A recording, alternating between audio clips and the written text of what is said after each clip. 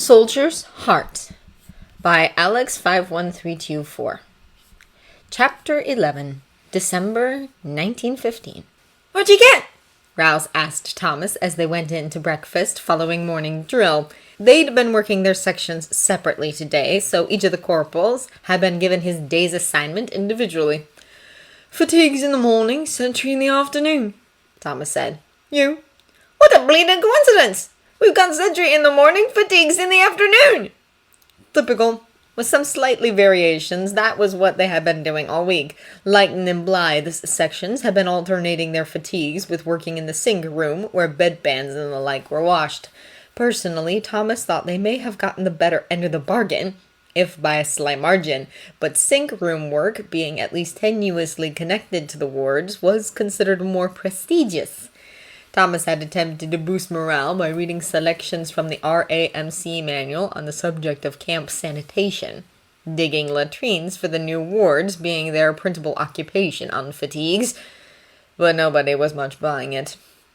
Today, however, they had the exceedingly mild treat of being assigned to spread gravel on the paths between the new wards and their latrines and the other buildings. Thomas had figured out through trial and error that having more than 4 men digging the same hole meant you were getting in each other's way, and that each working party had to have someone named as leader. He had no idea whether gravel spreading was the same, but they were issued 3 wheelbarrows for the gravel, so he decided they might as well start with 3 parties of 4 each and see how that went. Picking team leaders was harder. He'd done it so far by choosing men who seemed to know a bit more than the others about digging holes, which he'd had ample opportunity to observe on the first morning of digging, when he'd been trying to supervise everybody at once. "Well," he said, looking around at his section, "anybody have experience spreading gravel?" No one said anything for a moment. Finally, Widener said, "I mulched my nan's flower beds once." He supposed that might be similar. A bit. "Anyone else?" Collins volunteered. "We spread all kinds of stuff on the farm. Not gravel, but—" "All right then. You take Rawlins, Applegate, and Cadman and show us how it's done. Widener, you've got Manning, Morris, and Liston. The rest of you are with me. We'll start up by Hut D5 and spread out from there." Several of their assigned paths started there, so they'd be able to watch Collins' team for a bit before the rest of them started. They'd also be working their way back towards the heap of gravel, so the work would get a bit easier as they went along. After they'd loaded up their wheelbarrows, Collins went to one of the already graveled paths to check the depth of the gravel, something Thomas would not have thought of, at least not until they began the job, and he started wondering whether they were putting down enough. When they reached the beginning of one of the paths to be graveled, it became immediately apparent why the procedure was necessary. The wheels of the wheelbarrows immediately became stuck in the mud. "Change of plan," Thomas announced. "We start at this end of the path and work our way up to D5. Noticing a few confused looks, he added, "That way we'll be pushing the wheelbarrows over the bits we've already done." Now there were nods of comprehension. "All right, Collins, show us what you've got." "Right," said Collins. "So what we want to do is dump out the gravel and send one bloke back for more, while the rest of us spread it out. That way we're not standing around waiting for the next load." It would probably have taken Thomas a couple of trips between gravel heap and path to figure that one out too. "We'll pour it out in a line along the path," Collins went on, suiting action to words. "They've got it about 2 inches deep on the other paths, so we reckon we want it about like this." When Collins' team had spread the first load of gravel and Applegate was dispatched back to the heap for another, Thomas dispersed his and Widener's teams to other paths. It quickly became clear that, of the jobs to be done, fetching the gravel was by far the hardest. After several arguments over whose turn it was to do it, Thomas worked out a system. When a man brought the wheelbarrow up, he poured the gravel out and took his place at the front of the spreading group. The man at the back of the group collected the wheelbarrow and went for the next load. As long as everybody kept to his place in line, each would get 3 turns of spreading gravel before he found himself at the end of the line and had to go fetch it again. It worked well enough, although by the time they'd gotten about halfway up the path, they were far enough away from the gravel heap that it took noticeably less time to spread the gravel than it did to bring the next load, leaving the rest of them standing around for moments at a time waiting for something to do. By 3/4 of the way up the path, people were starting to reach for their cigarettes during these moments of delay, and Thomas didn't think quelling glares would be enough to suppress this behavior for long. "We'll have a smoke break when we get to D5, he decided. The next few loads of gravel were brought up with surprising speed. But when they were only 2 or 3 wheelbarrow loads away from finishing, who should come out of hot D5 than Colonel fucking Otley? That didn't seem too bad at first. They all raced up. He waved them off with an "as you were." But then he sat down on a chair placed on the porch of the hut and got out his pipe. Now that put Thomas in a tight spot. It was his turn with the wheelbarrow, so on his way to the gravel heap he thought quickly. Was the unexpected appearance of a colonel what the wardmaster would call a fucking good reason to call off a promised break? It was hard to say. On the one hand, they were certainly allowed to take breaks while on fatigues. This wasn't a punishment detail or anything. On the other, well, it certainly wouldn't look good. But the lads had been working extra hard in anticipation of the break. It would not be at all fair to make them start a new job instead. And it would look a lot worse if anyone noticed them faffing about trying to look busy until the colonel had finished his pipe and then immediately downing tools the moment he was out of sight.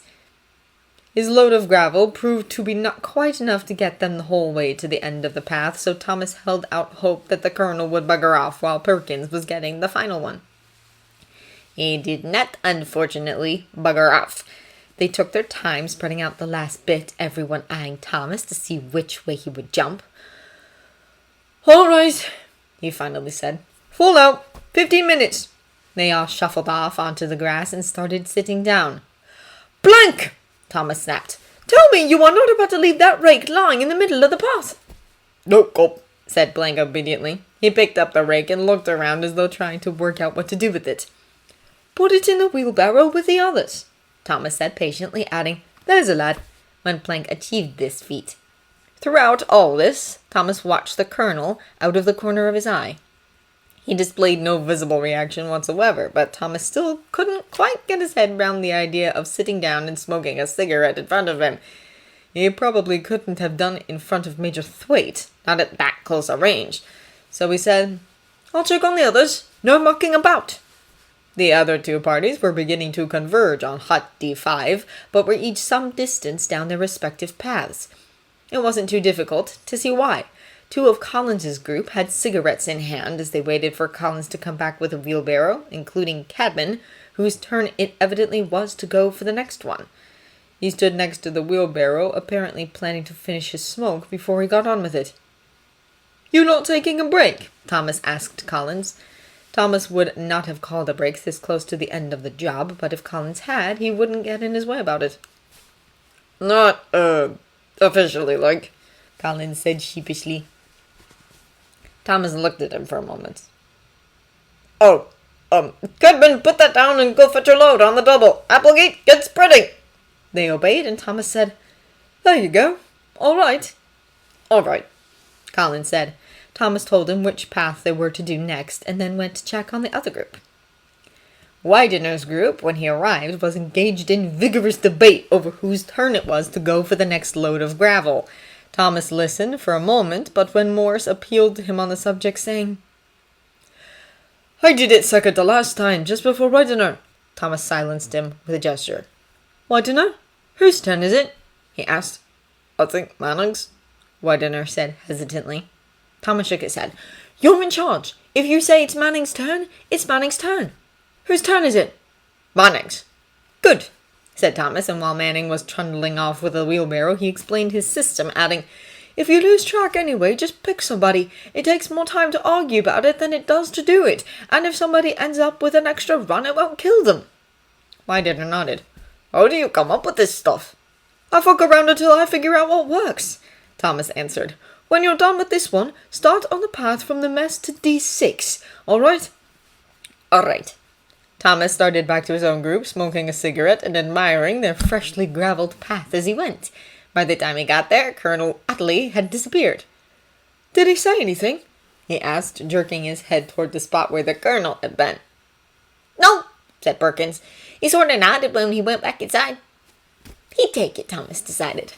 The next day was Sunday and their promised parade before the colonel. Normally, everybody got an extra hour of sleep on Sundays, but Sergeant McAllister gave them an extra hour of drill instead. Thomas supposed it paid off. The colonel had few complaints, and Sergeant McAllister assigned them only one morning of drill for the following week. Thomas held out some hope that their managing to redeem themselves on the parade ground would translate into more interesting duties as well. But on Monday they got the usual instructions. It was sentry duty in the morning this time, and fatigues in the afternoon. There was a fair bit of grumbling as Thomas gave out the sentry post assignments. "Did they bring us into the navies?" "Not what I joined the alright I'm safe for." "It's nice sleeping under a roof, but I'm not sure it's worth it." "Look," Thomas said. "We're the new blokes here, and we've not exactly impressed them so far." "We've not had a chance to," Manning pointed out. "Well, no," Thomas admitted. "But the other 3 sections are in the same boat. Best be patient about it, and if nothing changes in another week or 2, I'll think up some way to ask Sergeant McAllister if there's anything we can do to get a chance to work on wards." It turned out, however, that something changed the very next day. When they reported in at the tool shed for fatigues after breakfast, a sergeant they didn't know was standing outside with a half-dozen touchy-looking men in hospital blues. "Corporal Barrow," the sergeant said. "Sergeant, I got some extra help for you today." The twitchy blokes didn't look like they'd be much help, but Thomas suspected that wasn't the point. D5? D5 was one of the new shell shock wards and had received its first consignment of patients on Saturday. "Yep." "Any, special instructions?" Thomas asked. The sergeant shook his head. "Himself said they're to pull their weight. That's it." Himself was the colonel, and there was no arguing with that.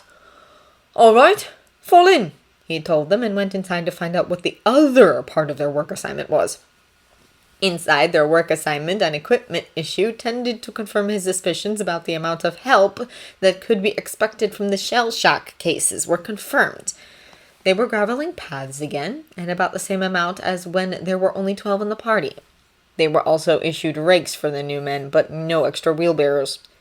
Thomas had to think a moment about how to handle the situation. On their second day of doing gravel, they briefly tried having everyone work on the same section of path at the same time, in case that solved the problem of delays waiting for gravel. It hadn't. It just left more people standing around waiting for something to do. So 3 parties again was the way to do it, but should he take all the twitchy blokes himself? They'd never get anything done, but at least the others wouldn't be stuck with them. On the other hand, everyone had been banging on about wanting to look after patients again, and since Thomas was fairly sure that was what this was, he might as well take them at their word. He picked Manning and Applegate as team leaders, and put 2 of the twitchy blokes on each team. Then he pulled Manning and Applegate aside on the pretext of getting the wheelbarrows and explained, "They're shell-shock cases. I heard a bit about this before we left the 47th, and I think the play is to treat them as normally as possible. Colonel's orders are that they're to do their share, so do the best you can with that. If I find out anything more, I'll let you know. All right?" "All right," they said, and scattered back to their teams. The paths they were assigned today led to a half-finished hut, which further deepened Thomas's impression that getting the job done was not precisely the point of the day's exercise. "Names?" he asked the new blokes as they headed to the start of their assigned path. "Bunsen," said the shorter of the 2, his head jerking to one side so that his ear nearly touched his shoulder. "He, twitch. Doesn't talk." "Fantastic. "You don't happen to know his name?" "Twitch. No go." "All right." Thomas looked at the other bloke, who was tall and slim. "We'll call you Stretch, all right?" Stretch nodded, unless that was a twitch too. "I'm Barrow, and these are Rawlins, Widener, and Plank. Either of you ever spread gravel before?" Stretch shook his head, and Benson said, "No go." "We've done it the last 3 days, so we're bloody experts. Just do what we do, and you'll soon get the hang of it." He did, however, put them at the front of the line, so that he'd be able to watch them for a bit before it was their turn to fetch the gravel. Stretch, he discovered, was not a bad worker, at least for a job that didn't require him to talk. Benson, in addition to the head twitch, had his right hand curled into a sort of claw that made it fairly difficult for him to hold a rake. Thomas didn't think much of his chances at being able to manage the wheelbarrow, and when they had worked their way to the back of the line, said, "Why don't you two go together this time?" Benson said, "Yes, Corp." and they went, each taking one handle of the wheelbarrow.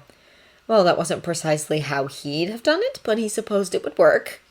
Once they'd gone and the rest of them were spreading gravel, Plank asked meditatively, "You know, I don't think those blokes are quite right." Everyone stared at him. "In the head," he added. Rollins nodded slowly. "You may be onto something there, mate." It took Benson and Stretch approximately twice as long as anyone else to fetch the gravel, and as the morning wore on, it became more and more tempting to call a smoke break during the extended absences. One time Thomas went with them to see if there was some part of the procedure that they found particularly difficult, but no, they just went slowly, Stretch putting the gravel into the wheelbarrow as carefully as if he were packing Mills bombs, and Benson having as much difficulty with the shovel as he did with the rake. Thomas left them to it. He was starting to think about the mid-morning break and was eyeing a tree up ahead as a prospective stopping place to be announced the next time somebody complained when our major approached. He delivered his "As you will," almost as soon as he saw them noticing him, but then beckoned Thomas aside. "How are you making out with them?"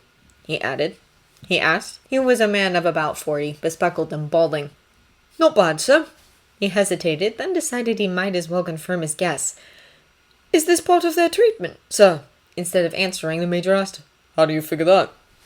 Thomas decided to go with the simplest of the possible answers. "Well, we were working a bit faster without them, sir." Well, yes, it is part of their treatment. We found it most effective to keep these types of cases under military discipline. Drill, fatigues, and the like. Haven't you got some others?" he asked suddenly. "Yes, sir, they're with the other two work parties. In fact, I was just thinking about going to look in on how they're doing." He suspected that was what the major would want to do next, and on the whole, Thomas thought it best if he wasn't sprung on Manning and Applegate unawares. "Oh, good. I'll join you if you don't mind." "Of course, sir. One moment." He went back to the group and explained where he was going. "Rollins is in charge till I get back. Break time is when we get to that tree." Returning to the major, he said, "The next group is just over here, sir." He led the way toward Manning's group. "I wonder, sir, if there's anything more you can tell me about how this helps with the men's treatment." The major raised an eyebrow, and Thomas realized belatedly that the question could sound a bit impertinent. "It's just that I thought it might be good for morale if I could explain to my lads how our bit fits into the larger picture," he explained. "We're used to working on wards, and there's been a bit of grumbling about how we've been on fatigue since we got here." That was only part of the reason he was asking, but it wasn't as though he could say, "And also I'd like to be able to impress a certain captain who incidentally wants to sleep with me." Said the major. "As a matter of fact, we're planning some lectures for the men about our approach to Shawshank, but I suppose it does no harm to give you some of the highlights in advance. Our aim is to get the patients over this bit of rough ground and back to their duties, with as little disruption as we can. Toward that end, we strive to keep their routine here as normal as possible, as though they were doing a spell of behind-the-lines work with their own units." "I see, sir." That was more or less what Captain Allenby had said, although to Thomas's mind, Allenby was less of a tit about it. "So we're, sort of standing in for their own mates, then? Setting a good example?" Yes, in fact, the drive to fit in, to be part of the crowd, is a natural part of the human condition. By mixing the patients in with our own personnel, we mean to give them something to live up to." Thomas nodded. "So they aren't just trying to fit in with others who are having a hard time and making each other worse, sir?" "Precisely." The major gave him a speculative look. "Someone mentioned one of the new corporals had been a medical student before the war." Wanker! What, did he think there could only be one of them among the other ranks who had a brain in his head? "Yes, sir. That'd be Corporal Ruffs. He's dead clever," Thomas said earnestly. "Oh," said the major, plainly doing his best to look as though that was the answer he'd been expecting. "Well, I shall have to keep an eye out." By now, they had nearly reached the place where Manning's party was working. Thomas slowed his steps so that they could have a moment's observation before they were noticed. One of Manning's two twitchy blokes was bringing up the wheelbarrow. Good. The other had drifted away from the group and was leaning on his rake, looking a bit vacant, but as Thomas watched, Perkins got his attention and brought him back over to the work with the others. Also good. His own men seemed to be keeping up the pace of the work fairly well, Cadman smoothly taking over the wheelbarrow after the first glitchy bloke had emptied it and trotting down the path for the next load. "Morning," Thomas called. Manning looked up, and an instant later they all snapped to. Even the dozy fellow managed it. "As you were," said the Major. Thomas waved Manning over. "Doing all right?" Manning nodded, giving the Major a wary look. Not bad. "New blokes keeping up?" The one's not bad, but Fuller, He indicated the dozy bloke. gets the wool gathering. Only tried it with the wheelbarrow once, had to go fetch him back. With another glance at the Major, he added, I mean, he's all right if someone keeps after him. Thomas nodded. "Try sending someone with him next time it's his turn. See if that works." All right, said Manning doubtfully. "We want them pulling their weight, even if it isn't quite the quickest way," Thomas explained. "If I have that right, sir?" "Yes," Said the Major. "as much as possible, we want them held to the same expectations as everyone else. So if each of you takes a turn, operating the wheelbarrow, they should as well." Manning still looked a bit confused, so Thomas added, "We'll talk about it more later." They continued on to where Applegate's group was working, or some of them were anyway.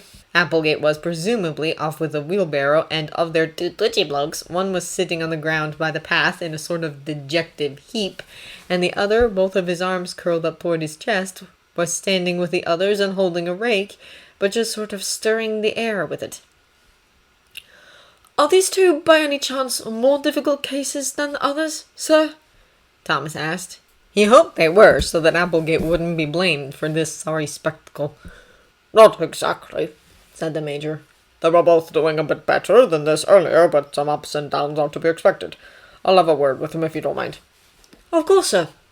The Major started with the bloke with the arms, taking the rake from him and then using his hands to straighten out the man's right arm. "That's quite enough of this, Harper. You know perfectly well that there is nothing wrong with your arms." Thomas looked away, embarrassed. Applegate was on his way back now, so Thomas hurried over to meet him. "Officer in charge of the new blokes is having a look at them. What's going on?" "Buggered if I know," said Applegate. "They were doing all right for a bit, then that one, Tones, started crying for no reason. And the other one started doing that queer thing with his arms. He was doing that a bit before, but he'd sort of catch himself and stop." Huh. Thomas wondered if seeing the first bloke fall apart had encouraged the other one to let himself go. "What do you do about Jones?" "Gave him a cigarette and told him to take a minute to pull himself together. Was that wrong?" Thomas shrugged. "It's about what I'd have done. Maybe the officer will have some better ideas." They reached the end of the gravelled portion of the path, and Applegate dumped out the gravel. Harper, now apparently cured of whatever he'd imagined was wrong with his arms, joined the others in raking it out, and the Major moved on to remonstrate with the weeping Jones. Thomas, wanting to look busy, picked up the rake that Johnson had abandoned, and helped the others with the gravel. Unfortunately, he couldn't help hearing what the Major was saying to Jones. It started out by demanding to know what had set him off, and then, when Jones was unable to produce a satisfactory explanation, he just muttered something about a mate of his who'd been killed, pointed out that the others were "Carrying on with the job while you sit here blubbering. What do you suppose they must think?" wish he'd leave the poor Boston bees, what I think. muttered Perkins. "Or at least take him somewhere else," Thomas thought, but he couldn't have Perkins contradicting an officer, at least not when there was a chance he might hear, so he said, "None of that. I'm sure he knows what he's doing." A few moments later, Jones, still wet-eyed and sniffling, came and took the rake from Thomas, so Thomas, beckoning Applegate to join him, went over to the Major. Before Thomas could even ask, the Major said, "You have to be firm with these chaps. Too much sympathy only encourages them." "Yes, sir," said Thomas. "Those two should be all right now, but if they give you any more trouble, remind them that you know perfectly well that they are able to do the work." "Go, sir," said Applegate. "Carry on then," the Major said and left them. Thomas avoided looking at Applegate for a moment. He knew we ought to offer to switch teams, given that Jones and Harper seemed a bit more challenging to supervise than the others. But he really didn't want to. Finally, he said, "Can you manage here? I could take over this lot if you'd rather." If it was put to him that way, Thomas knew he'd say he could manage, whether he wanted to or not. And Applegate didn't disappoint, barely hesitating before he squared his shoulders and said, I'll be all right. Good. I'll rearrange the teams tomorrow. Assuming he got the twitchy blokes again tomorrow anyway. Split those two up. See if that helps. Thomas went back to his own group, where Benson and Stretch, at least, managed to get through the rest of the morning's work without crying. Still, Thomas was glad enough to part ways with them when they returned the tools to the tool shed and the twitchy bloke's sergeant turned up to collect them. In that afternoon's post, brought to the guardhouse while they were on sentry duty, Thomas got a couple of letters. There being very little to do, apart from checking the passes of people coming and going, Thomas opened the first of the letters, which was from Miss Hughes. Dear Thomas, I hope this finds you well. I'm sending this separately from your parcel because the post office wasn't entirely sure that the parcel would arrive in time, and I wanted you to know that we are thinking of you. Arrive in time of what? She couldn't mean before he left the 47th because he hadn't written them about the move yet. We thought of you particularly yesterday because it was our concert to benefit the hospital. A few of the patients were able to come and some of the orderlies. I wonder what you will be doing for Christmas. Perhaps in the war areas it is just another day, but I hope they will arrange something special for you. Oh, in time for Christmas, she meant. Thomas had been doing his best to ignore the veritable blizzard of cards and parcels coming to the barracks, as well as the group of nurses who were going around pestering people about performing in their concert, which would be held Christmas afternoon. Last Christmas, of course, he'd been putting together a parcel of his own and trying not to think about things that he had even more reason not to think about now. Things that would never happen. He forced his attention back to the letter. Miss Hughes wrote several paragraphs about the concert, what each of the ladies had done, how much they'd raised for the hospital, the village butcher's surprising talent for juggling. She concluded, Was your wardmaster able to do anything about the billet? I do hate to think of you spending the winter in a cold draughty barn, though I suppose with a war on it could be much worse. Love, Miss Hughes. The other letter wasn't a letter at all, but a card signed by all of them at Downton, from Daisy to Mr. Carson. Anna had clearly organized it. She'd written a note mentioning the parcel and suggesting that the snow-covered village pictured on the front of the card looked a bit like Downton Village. Thomas didn't really see it, except to the extent that all English villages looked a bit alike. But at least it wasn't one of the ones with Father Christmas dressed in khaki, or happy soldiers decorating Christmas trees in the trenches. Rollins, who'd been out patrolling to the next sentry post, came into the guardhouse, stamping his feet and blowing on his hands. It's getting cold out there. Glad we did our fatigues this morning. Who's that from? He asked, nodding towards Thomas's guard. The people I used to work with. Yours is over there. Rollins had got a handful of letters and a parcel. He tore into the latter immediately and, after setting aside several smaller packages in bright wrapping paper, popped open a tin of small mince pies and handed one to Thomas. "Da," he said. It wasn't as good as Miss Patmore's, but it wasn't half bad. That evening, walking toward the mess with Rouse, Thomas was surprised to hear that he hadn't been issued a set of twitchy blokes for his section's turn on fatigues in the afternoon. Wish I'd gotten some, Rouse said. Might make this more interesting. Yeah, that's what I thought about it, Thomas agreed. He went on to explain what the major had told him about keeping the men to a normal sort of camp routine and setting an example for them to live up to. Rouse said as they entered the NCO's mess and took their places. I wonder what else they're doing. What do you mean? Fatigues and telling them to buck up can't be the whole of the treatment, can it? Thomas shrugged. They are supposed to be light cases. Rouse seemed about to say something more, but clammed up when Blythe and Lighton came in, Lighton greeting them with, "Hello, lads." Fucking cunt! Rouse muttered under his breath. Thomas just shook his head. He knew perfectly well that when Lighton said things like that, he was trying to make some kind of point about their being working class. What he didn't understand was why Rouse gave a flying fuck. Blythe and Lighton were nearly the last to show up, and soon dishes were being passed up and down the table. Thomas applied himself to eating, having learned that there was very little in the way of conversation here that he was actually interested in. Gradually, though, bits and pieces of what others were saying forced themselves onto his attention. Off Boulogne. Most of the patients off, I think. Knew they'd stoop to it. Lusitania? Barnsley Albion. It was Blythe who said the last. I'm sorry, Thomas said. What did you say? Blythe glanced over at him. I said it didn't seem to be as bad as the Albion, in terms of lives lost. What didn't? What are you talking about? Rouse put a hand on his arm. Mate! Fritz sunk another hospital ship today, Blythe explained. The Huntley torpedoed it in the channel. Suddenly Thomas felt as if he couldn't breathe. Without conscious thought, he pushed his chair back and then was rushing headlong out of the room. He blinked and then he was outside, staggering up the path toward the barracks, blinked again, and he was doubled over, retching. Easy, mate, easy! Here! Rouse threw his greatcoat over his shoulders, leaving his arm there along with it. You all right? Hands shaking, Thomas fumbled his handkerchief out of his pocket and wiped his mouth. Yeah, I don't feel so good. Yeah, here, come on. He led Thomas over to a bench and sat him down on it. It's all right, Rouse said. It's a hell of a thing, yeah?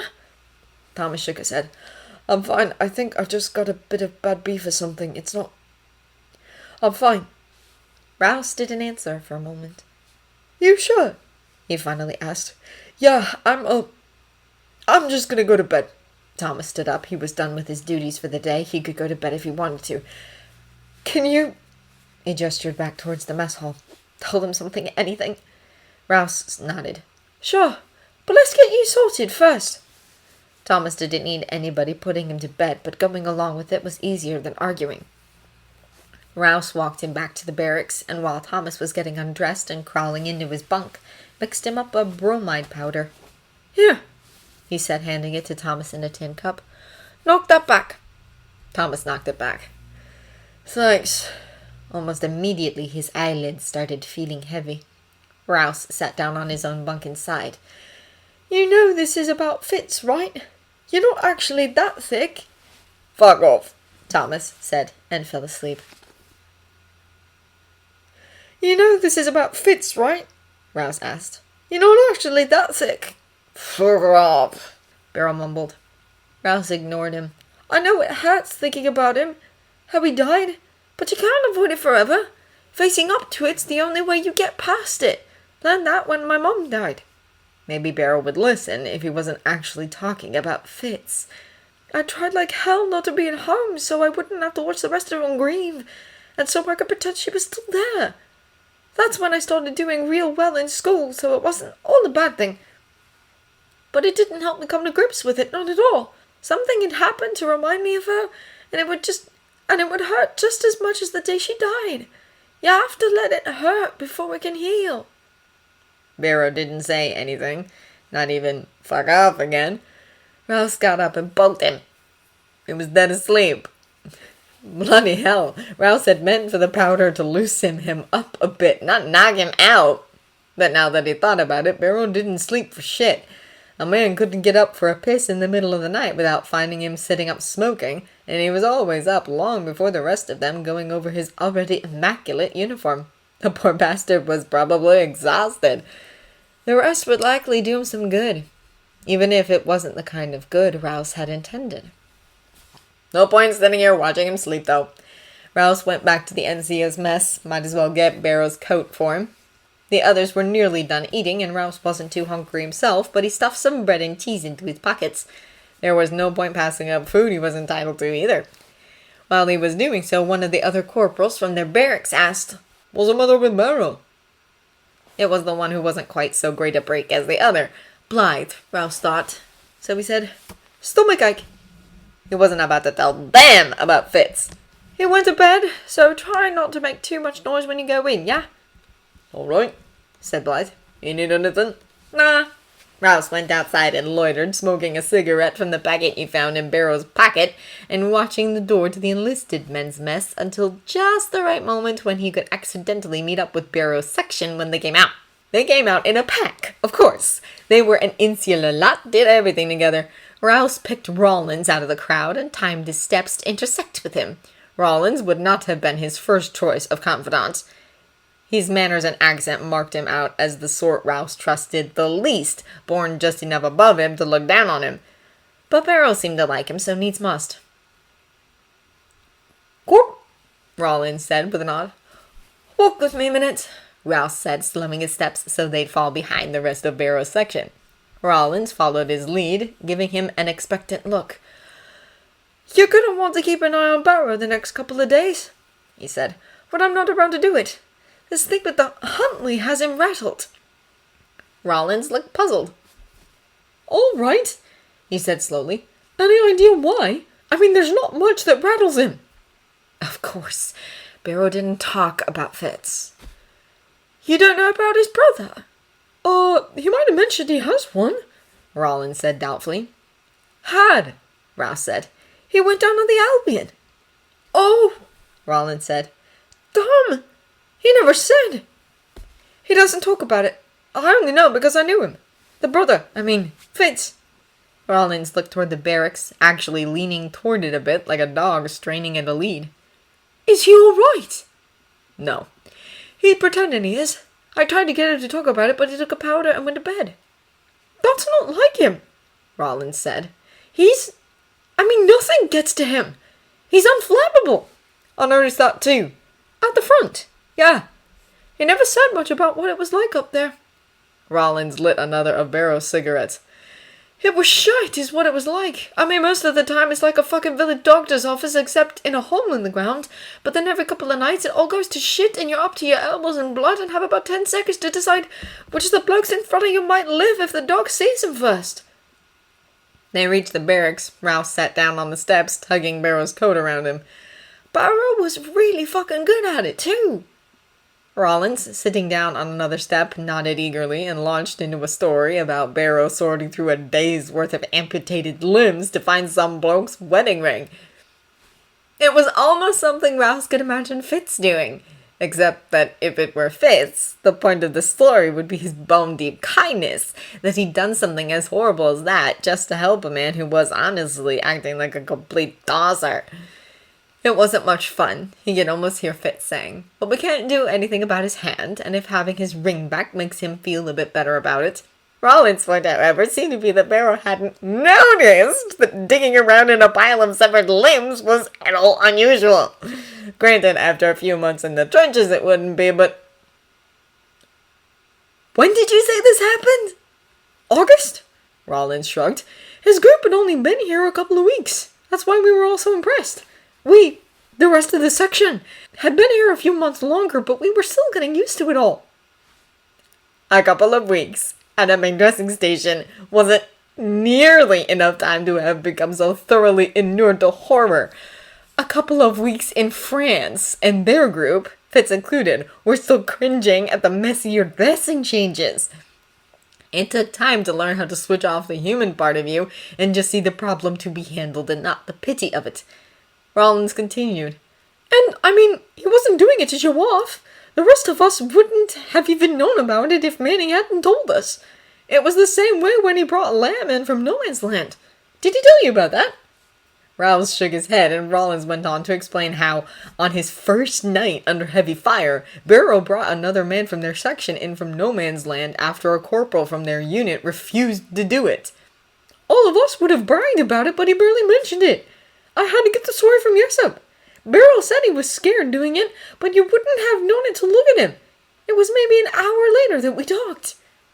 And a couple of months later, when he'd been at the front with Rouse, he'd been scrambling up into No Man's Land like he'd been born doing it, and coming back perfectly cool and collected. "He did a lot of that when we were at the front." More than his share, really. Farlow and Paget, the two older blokes who'd come from Rouse's station, were perfectly happy to leave that sort of thing to the young bucks. "He's tough," said Rollins. He was, but that wasn't the point Rouse was groping his way towards. "You do much field triage?" Rollins shuddered a bit. "Not much. Mostly the sergeants do that if an MO isn't available. If you're in an aid post, everybody does it. We're not supposed to, of course, but if a patrol gets hit, shell, machine gun, whatever, you can't go out with 10 or 20 stretcher bearers all at once just in case they're all alive. You take maybe half a dozen from the regiment and one of us to run the show. So you get there and there's 4 blokes or 6 still alive, and you have to decide who you bring home while their mates sit there and look at you." "I can hardly imagine," Rollins said. "No, you can't," Rouse agreed. "But Barrow doesn't turn a hair. He had one when the officer from the patrol, a right cunt, was banging on about how it was Barrow's fault this other bloke ended up dead. One he didn't bring in, I mean. Once it was all over, we, the M.O. and the corporal and me, were trying to, reassure him he'd made the right call. And he was just...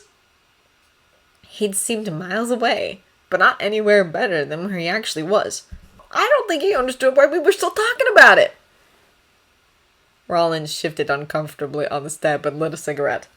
What are you saying? I don't know. What was he saying? I'm saying that kind of shit is a heavy load to carry. And the thing about a heavy load is that if you've got it balanced right, you can carry it for a long time. But the only way it ever gets any lighter is if you put it down and look at it. Pass some of the pieces off to somebody else. Check out the bits you don't need. You know what I mean? Rollins nodded slowly. I think so. And the Huntley has, unbalanced the load. Rouse had almost forgotten about the Huntley and why they'd started talking about this to begin with. Exactly! They were close. They were only half-brothers, but Fitz said they were the only family each other had. Fitz talked about him all the time, got 2 or 3 letters a week from him. And now he's dead, and Barrow can't stand to hear his name. So, what do we do? Asked Rollins. Bucket if I know, Ross admitted. That was when the door creaked open and Barrow came out. He was wearing Rouse's coat, much too short on him, and had his feet stuffed into unlaced boots. You have my cigarettes, he said accusingly. Rouse fished them out of his pocket, Barrow's pocket, and handed them to him. Barrow lit one and said, "Shove over," squeezing onto Rollins' step. "What are you two doing out here?" There wasn't much point in lying, was there? "Talking about you," Rouse said. "I'm fine," said Barrow, "except that somebody nicked my cigarettes." "You left them in the mess," Rouse told him, "along with your coat." Barrow looked down at the coat he was wearing. Oh, maybe he was loosened up now. The fact that he was wearing a coat that didn't fit wasn't the sort of thing Barrow would miss in his usual state. Rouse tested the theory by saying, "I was telling Rollins about Fitz." Barrow didn't run away or even tell him to fuck off. "Would it do any good at all," he said, tiredly, "to remind you that I don't want to talk about it?" "Nope," Rouse said. Barrow rested his head on Rollins' shoulder. "Of course it reminded me of everything, but I'm fine. It just took me by surprise is all."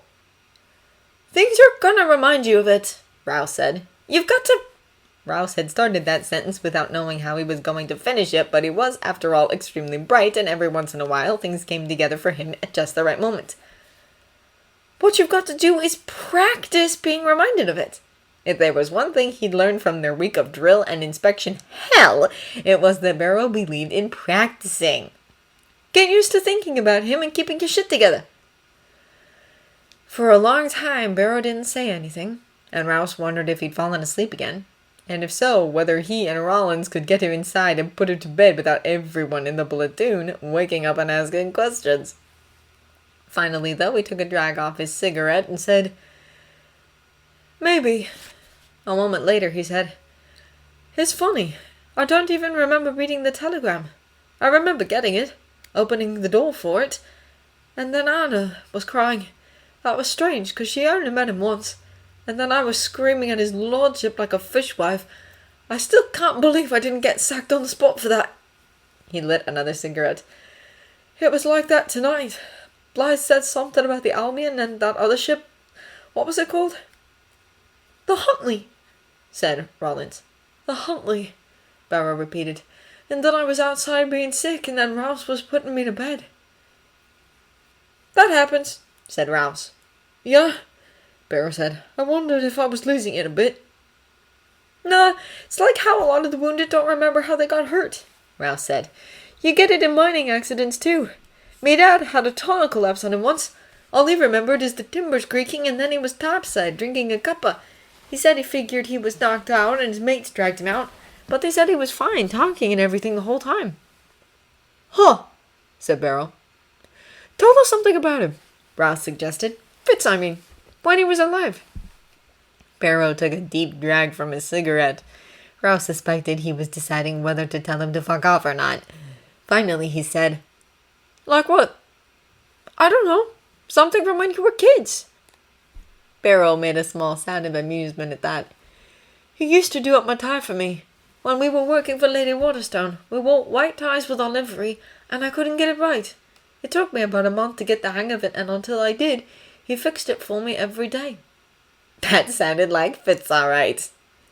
He used to help us with our uniforms, Rouse said, back at training when we had inspections. Like you do for us, Rollins said. Barrow nodded, turning his cigarette lighter over in his hand. Everything I've ever done right, you can figure Peter had something to do with it. He shoved his lighter in his pocket and swiped angrily at his eyes. Fuck. You're all right, Rouse said mildly. Barrow took a deep, shuddering breath. Yeah, I'm all right. I have to be. That wasn't exactly what Rouse had meant, but he couldn't argue with it either. There was a war on, and Barrow did have to be all right. Even if he wasn't. Aren't you going to open it? Rollins asked, leaning on Thomas's shoulder. Since that embarrassing evening a few days ago when Thomas had more or less cuddled up to him on the steps of the barracks, he seemed to have decided that Thomas liked that sort of thing. Thomas knew he ought to shrug him off. Somebody was bound to get the wrong idea. But the truth was he'd sort of got used to it back when they'd had to huddle together in the barn to keep from freezing to death in their sleep. He didn't know what to do with himself anymore, having a bed all to himself. I already know what's in it, he said. It was Christmas Eve, and they were in the guardhouse again. Tea, cigarettes, biscuits. Gloves if I'm lucky. He had said gloves when Anna asked if there was anything he wanted. Why did they send you cigarettes anyway? Don't they know you can get them here? Thomas had been very carefully not thinking about why they sent him cigarettes, but Rouse had a point about practicing. I used to send them to Peter, he said, and did not cry. It was, sort of an inside joke we had, but I never said, so I expect they think I want them. He did not, in fact, care whether he got his cigarettes from the village shop in Downton, or bought them at the YMCA hut, or helped himself from the crates of them that were kept on hand for patients. Oh, well, Rollins said, I suppose it's the thought that counts. It was awfully decent of them to send him parcels at all. It wasn't like he'd be getting any if they didn't. I suppose. Since it seemed Rollins wasn't going to shut up about it, Thomas opened the parcel. He saw right away that he'd been wrong about the contents. Instead of biscuits, it contained a large Christmas cake in a tin. Rollins was already reaching for it, but Thomas closed the tin, saying, We'll have it tomorrow before we go on wards. They had been informed a little while ago that their part in the Yuletide festivities would be to cover the wards while the nurses gave their concert. Thomas didn't mind, but some of the others were a bit put out. Good idea, Rollins said. I have a few mince pies left, and I'm sure the others have things too. Thomas hadn't been picturing a proper spread, but he shrugged and moved on. There were, however, cigarettes and tea. In addition to the shilling's worth of Fortnum's Superior, there was a smaller packet which Thomas opened and sniffed, finding a familiar smoky tang. What's what? Rollins asked. House blend, Thomas answered. They drank it downstairs on Christmas. 2 parts standard issue and 1 part Fortnum Superior? That was what they drank in the barracks, or before that in the barn. Everyone took turns getting the Fortnums from home. Thomas had, once or twice, jokingly called it their house blend. Earl of Grantham's house blend, he explained. It used to come from the tea plantations they had in Celion and so on, but now Fortnum's just does it up for them. Carson had explained it once. You mean, Rollins said slowly, there's actually such a thing as a house blend? I thought that was a joke. Oh, this is a joke, Thomas said. We can have this for our Christmas tea too. Setting the tea aside, he rummaged in the box and found a flat, squishy object wrapped in brown paper. He hoped it might be his gloves, but a note written on the paper saying, I made these. Daisy suggested otherwise. He opened it. Socks! Well, those always came in handy, although unlike gloves, there was nothing wrong with the ones they issued you. But there were more squishy objects, which Thomas had taken at first to be packing paper. One was a scarf made by Anna and knit in a pattern of interlocking squares, much more complicated than another scarf that Thomas did his best not to think about. The other was a pair of rather good leather dress gloves.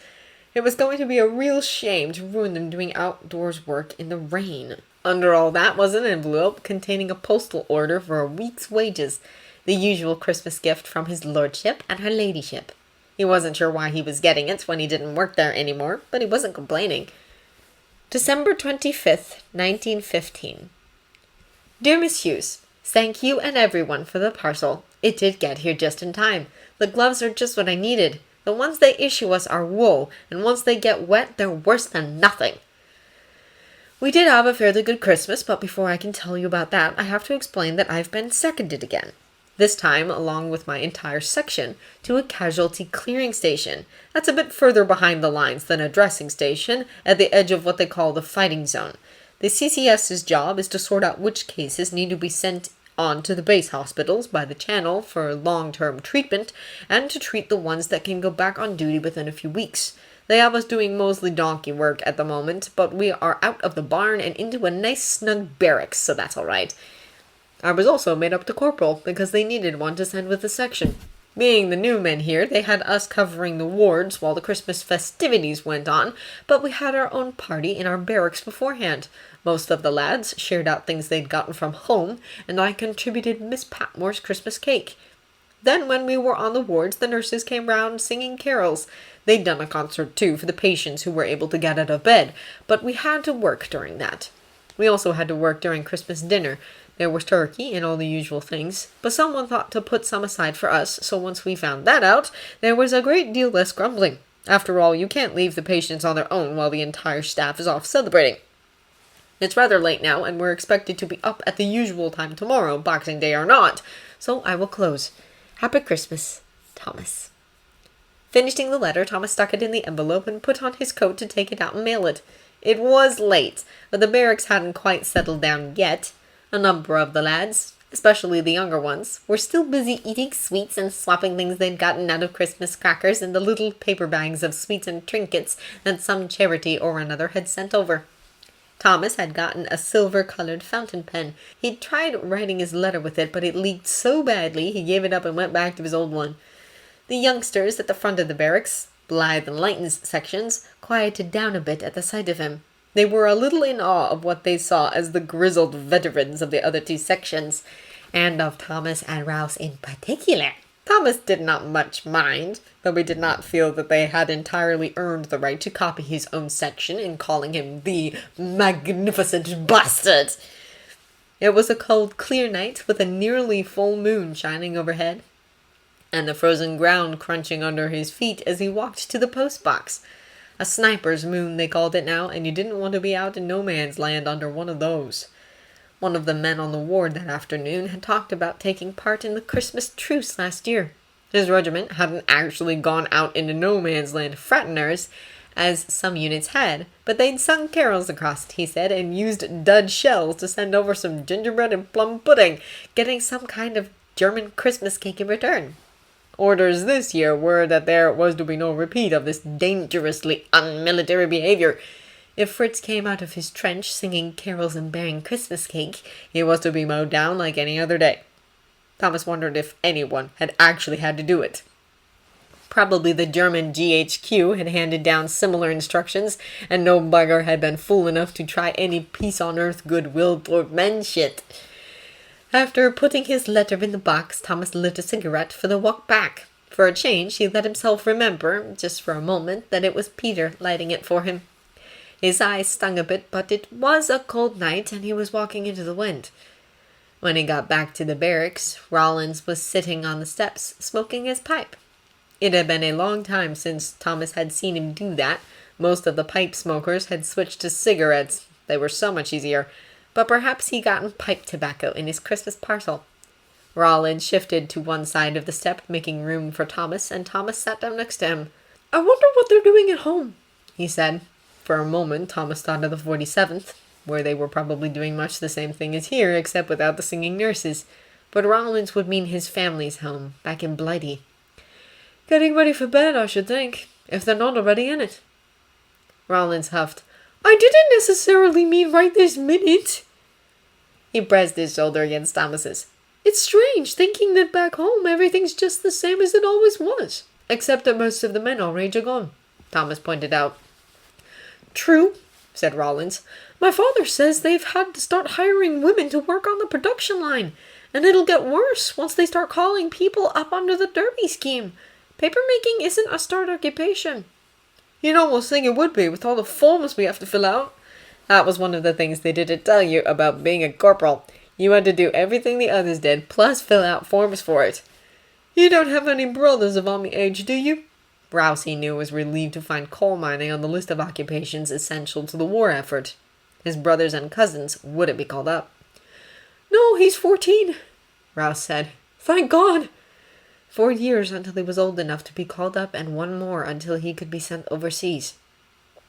You think it'll be over by then? Can't go on forever, Rawlins pointed out. Thomas wasn't so sure. After all, the lines were almost exactly where they'd been this time last year. He shrugged. Maybe not. It's hard to imagine what it'll be like, though. Going home. Thomas shook his head. He couldn't imagine it either, and didn't really want to try.